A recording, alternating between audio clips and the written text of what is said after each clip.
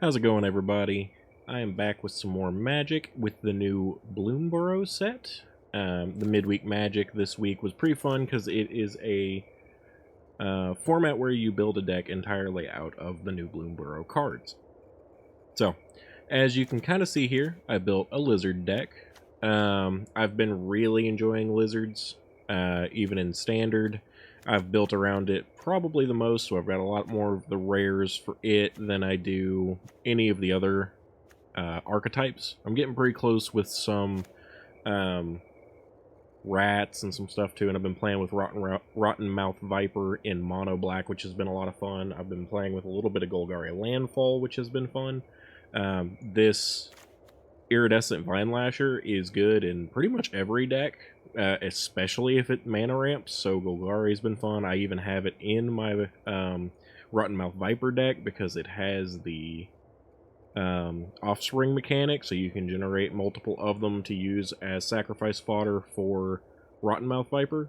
But obviously in this deck, it's amazing too, just because you get to play land, get your damage triggers. Same thing with Hired Claw. These are going to be kind of the most essential cards for running lizards, and in this Midweek Magic as well, because they so well bring the rest of the deck alive. The damage that they deal can be used towards your Flame Cash Gecko, which is huge good. Not only does it allow you to gain mana and accelerate your play at the beginning if you can get that damage, so for example, turn 1 play, go with a Hired Claw, attack turn 2, go into Flame Cash Gecko, into maybe a second one, maybe a Fiberglass Mentor, maybe a Gev. You can do turn 3 and go into Valley Flamecaller, or Heartborn Battler, Cinder Cutthroat. All these, like, the value you get from him is huge. Then that aside, you also have the pay to discard a card, draw a card. Maybe you play him and you don't have any 2-drops, so you decide to cycle an extra land out of your hand or something along those lines when you play him. Maybe you play him and decide you need that 2 mana to go for, say, a Fell or a Saver. So, absolute value generator, amazing card, even though it's just a 2/2. Kind of went over these.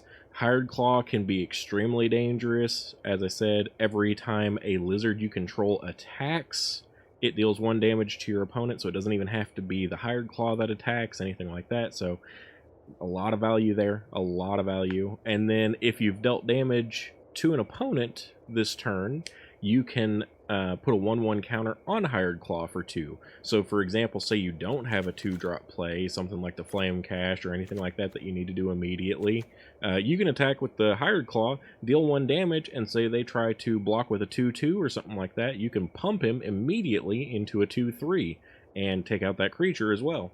Iridescent Vine Lasher, very similarly, play it turn 1, start getting instant value every single turn after that you play a land. Deals 1 damage.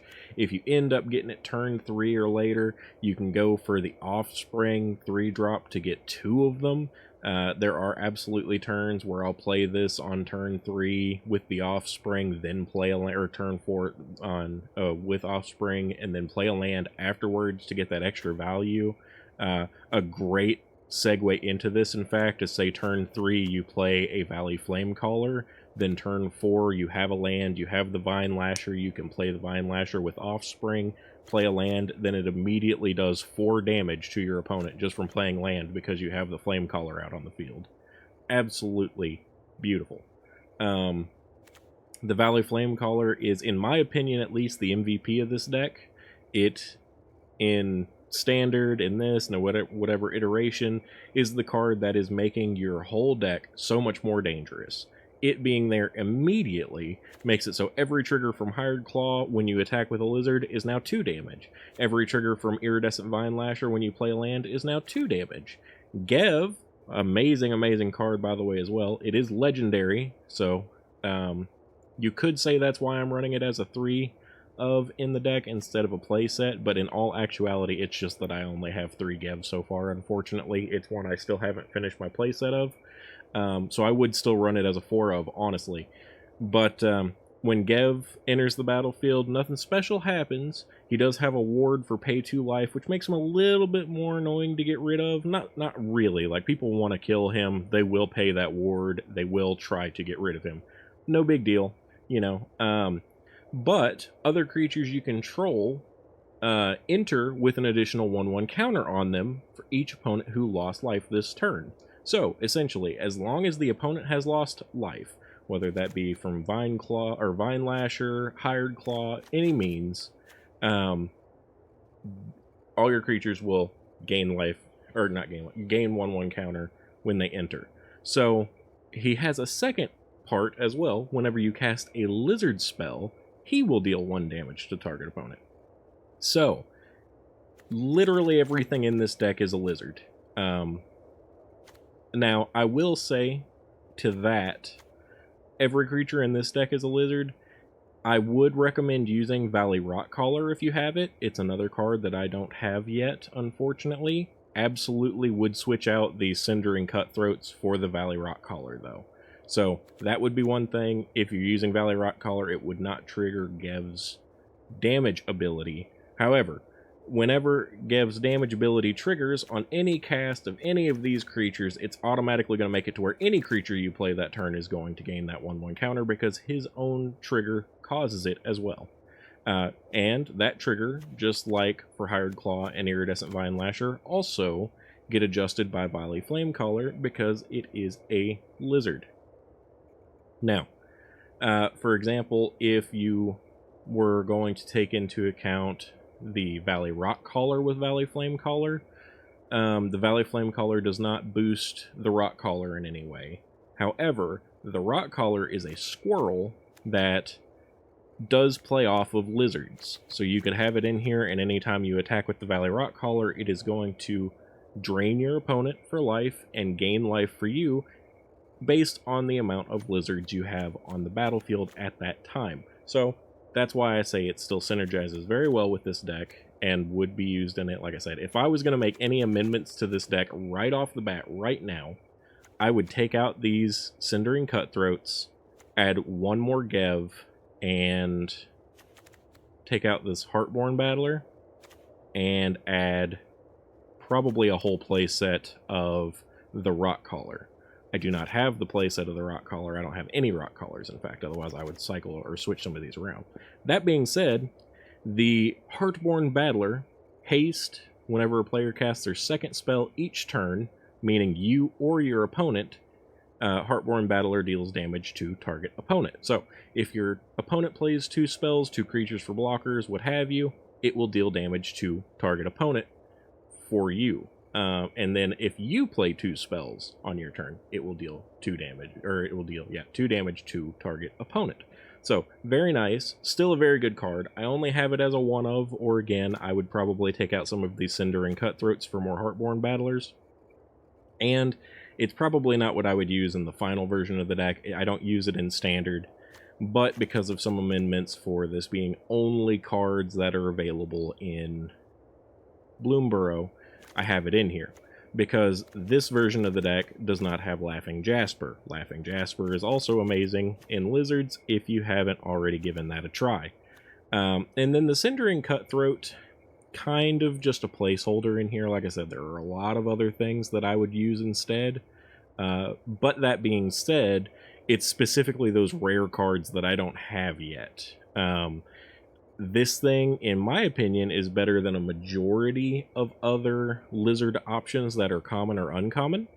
There is an argument that could be made for the one that does discard effects, but honestly, the fact that you can play this, if Gev's on the field, it'll immediately get 2 1/1 counters because it'll cause the damage trigger.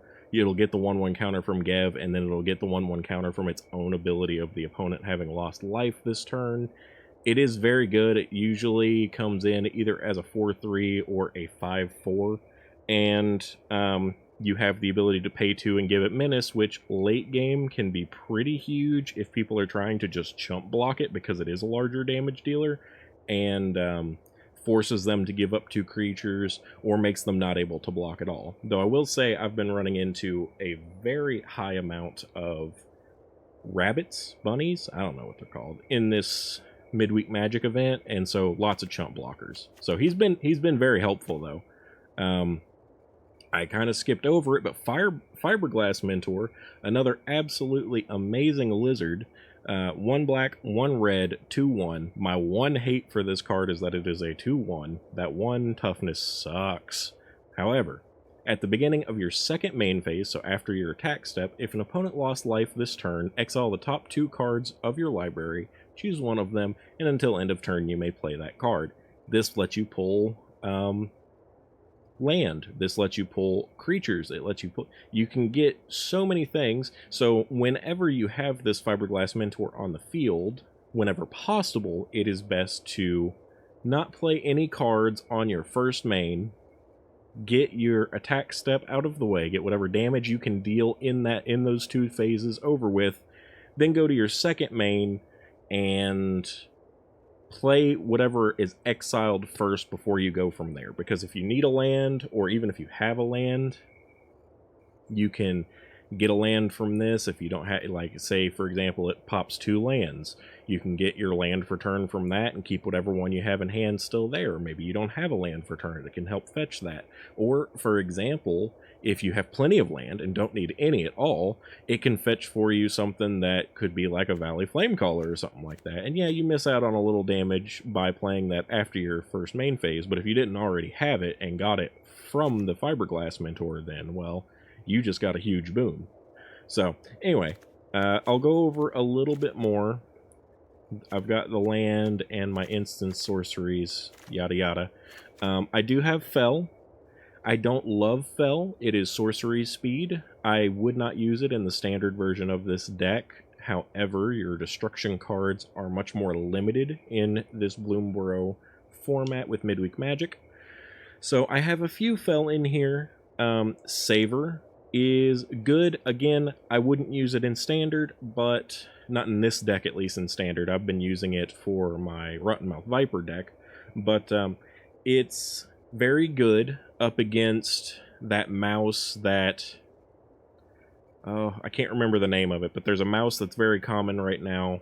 I think it's only an uncommon card, and it gets 1/1 counters, and when it dies, it deals damage equal to whatever its power was upon its death, so giving it this -2/-2 before it dies can be a good way of avoiding damage.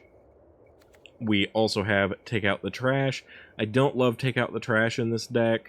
It is equivalent to a Lightning Strike, but you can't deal damage to players. There are no raccoons in this deck, so you don't get any value from the draw a card, discard a card effect, anything like that. I don't have any uncommon wild cards, as you can see. I would just replace these Take Out the Trash with Fell if you're going to do this. I did run as well, there was one that deals 2 damage and then has a gift effect to deal 3 damage to the player if you give them the gift of a treasure token. I ran that and didn't hate it, but if things get above that 2 toughness, then you're in trouble. So I kept the Take Out the Trash, have Fell. You may just want to run a full play set of Fell instead of Take Out the Trash if you have those uncommon wild cards, which unfortunately I just don't. But like I said, I wouldn't run Fell or Take Out the Trash or even Savor in this deck were I to be playing Standard, for example. It's just because of this Bloomburrow restriction. That aside, Standard or otherwise, this deck does have a little bit of a weakness against those decks that are running really fast aggro mono red, like Swift Spears, those new mice, the what's his name, flying dude that got like double prowess trigger on attack instead, from Thunder Junction. I should remember, but I don't. I hate mono red. But anyway, so because of that, I run in Standard Virtue of Persistence so that I can get that -3/-3 with +2 life. Also very good against that stupid mouse that deals damage when it dies, stuff like that.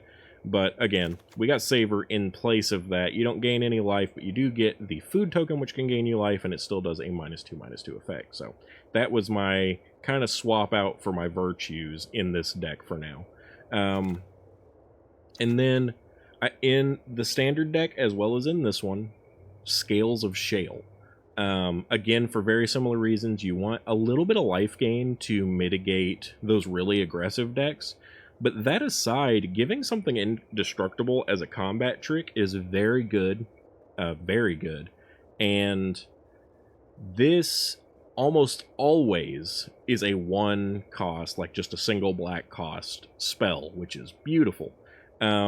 This ability, or this spell, has the ability this costs 1 less to cast for each lizard you control. As I've stated, every creature in this deck, and even the standard version, what have you, is lizards. So gives the creature +2/+0, lifelink, and indestructible. So it can be immediately useful for saving a Gev that people will want to kill, or any of these creatures, as well as giving you potential life gain, which is also huge just in those really aggressive matchups where maybe you're like neck and neck trying to win, and they swing out thinking they've got you. You can block with a Scales of Shale, totally shut them down, and then pile them, punch them back.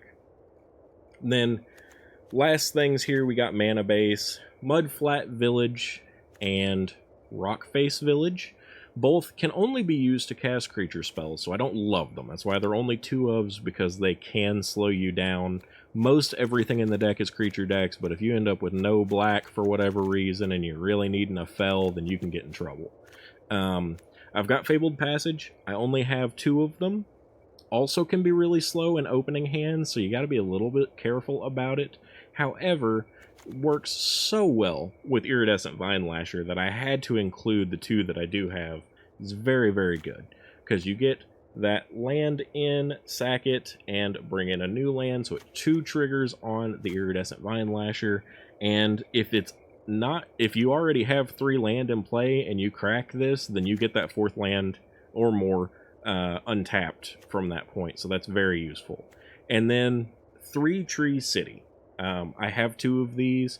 I don't use it in my standard version of this deck, though Cavern of Souls is what you want in the standard version of this deck. But the 3 Tree City, not bad. It's a rare land. It is a legendary land, so you can only have 1 out on the field at a time. But it makes it to where when it enters the battlefield, you choose a creature type. Obviously, in this case, we choose Lizard. You can tap it for colorless, or you can pay 2 and tap it for a color of your choice of any amount of however many of that creature you have on the battlefield. I have used this to go absolutely insane. You get a match where you've got, even just, say for example, 3-4 lizards out on the battlefield, and a Fiberglass Mentor, get some damage in, and then get the exile effect off Fiberglass Mentor. This thing can absolutely let you play more stuff at the second main phase like you exactly want to do. But anyway, that's the deck. These are all things that you can take into consideration for standard.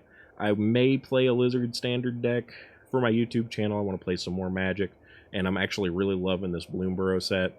But all of the tips, all the conversation about these cards, you can take into consideration for standard alchemy with these cards. But we are playing the Midweek Magic event, and I will go ahead and kick it off so that you can see. Midweek Magic, Bloomburrow Constructed. It's a constructed deck, so these are my cards. It's not going to be a phantom one where you can just use anything like before, or like other Midweek Magics and such have been. But, yeah, you bring a 60-card deck entirely made of new Bloomburrow set cards, and then you start matches with it. Obviously, I've already completed it, but for this video, I'm going to be doing 3 wins, however many matches that takes me, and go for that for the video. Without any further delay, I'll go ahead and kick off some matches. I hope you guys have fun, and thanks for joining me.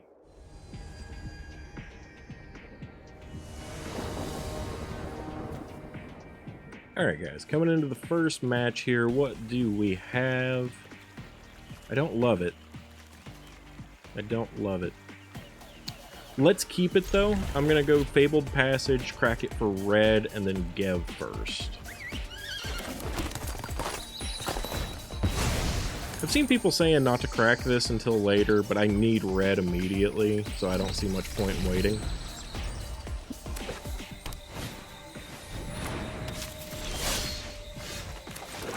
Let's go ahead and get Gev out here.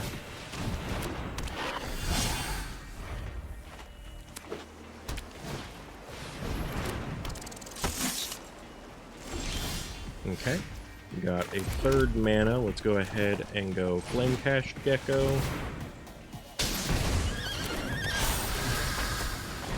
Into a Fiberglass Mentor. And we'll go second main, just in case we get a 1-drop. No 1-drop. So we'll go ahead and play Hired Claw. Quick win. And the Flame Cash Gecko will do that. This thing immediately just sets up such a good round for you that people just can't deal with it.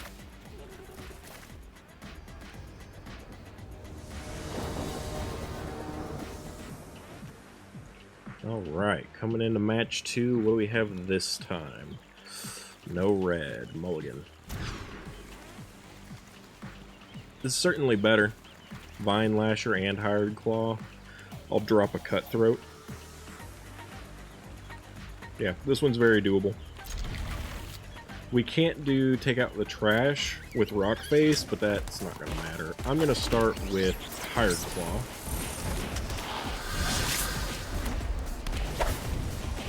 Has a slightly higher damage yield.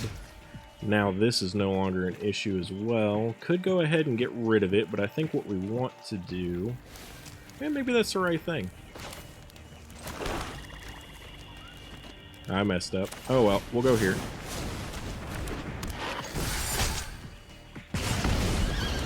So what I should have done was play this mountain, go for Take Out the Trash on the mouse, and then potentially next turn gone for the Vine Lasher with Offspring. That's what I wanted to do, but I played the wrong land, so that was entirely my fault.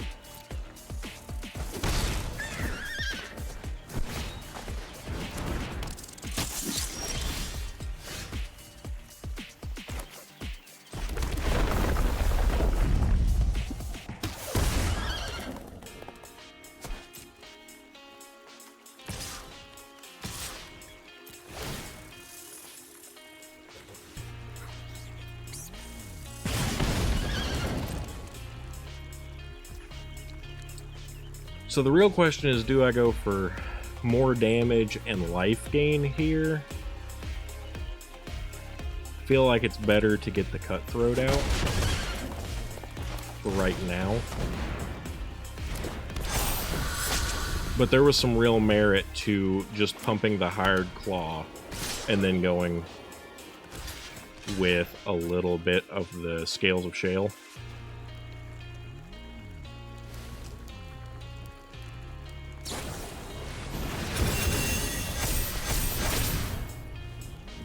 I genuinely hate this mouse. I just want, like, you should all know this thing's miserably horrible. The fact that even if it dies, it deals damage is just so obnoxious.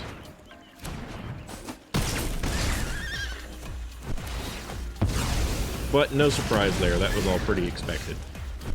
What do we want to do here? Let's start with this and get rid of this stupid mouse. Get him off any creatures, and if he tries to... He didn't go for any of mine. I am absolutely going Scales of Shale here, though, to gain back some life.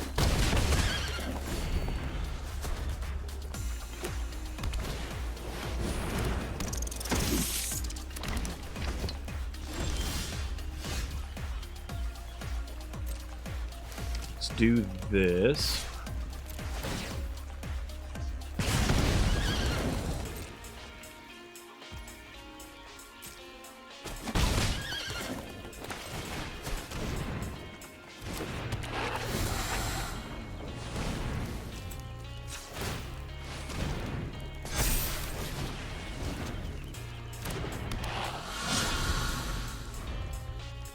He's scared at the moment. The reason he didn't block is because he thought I might have had another pump spell.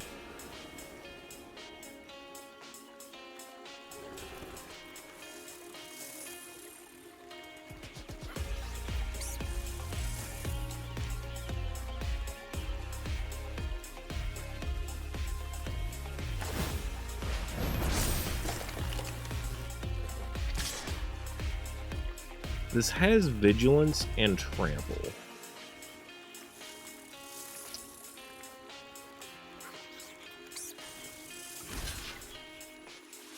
I think I'm just going to let it through. Because I'm sure he's going to pump it again. And that would have been enough to take out both of my creatures.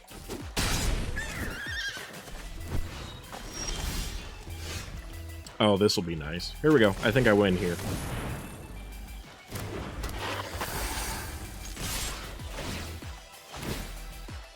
Both of those will be 2 damage. And now if anything hits, he's dead.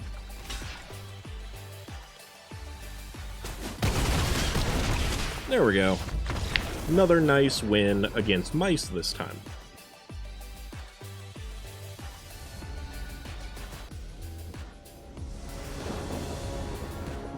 Moving on into match 3. I like the land. Let's see if we can get this as a clean sweep. And we're going first, which is really nice. Get that Vine Lasher out.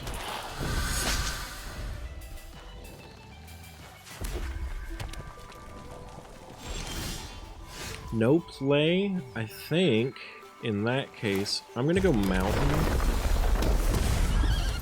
And attack and keep my Saber up. That way next turn I can go with Flame Gecko. Or Flame Cash Gecko and Flame Caller. Love it.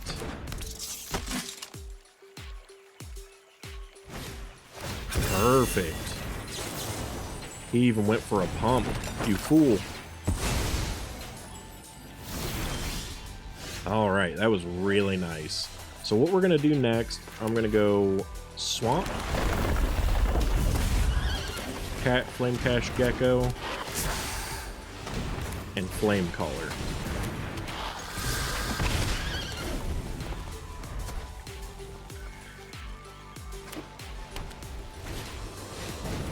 They have a Flame Caller. Interesting.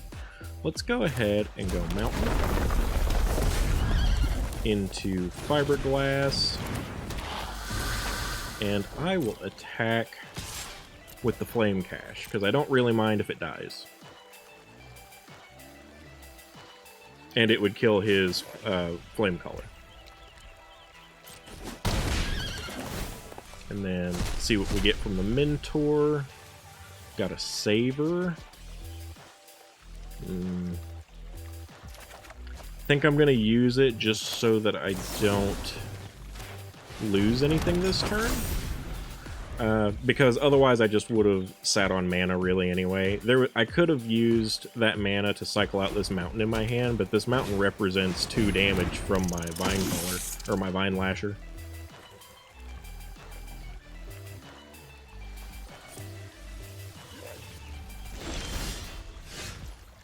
Okay. Mudflat. Let's go ahead and cycle this and see what happens. Nice. Go here. And they scoop, so we had a clean sweep. Lizards are very, very dangerous. Seriously. And super fun in Standard, too. I'm not saying you can't lose, but this was a very good representation of, not just in this Midweek Magic event, but even in Standard and Alchemy, how these lizards are absolutely ridiculous. Even still, people are getting used to how to fight them, which is why my version's slightly different with a little bit more life gain and stuff, but I really like this deck. I hope you all enjoyed it. Thanks for joining me.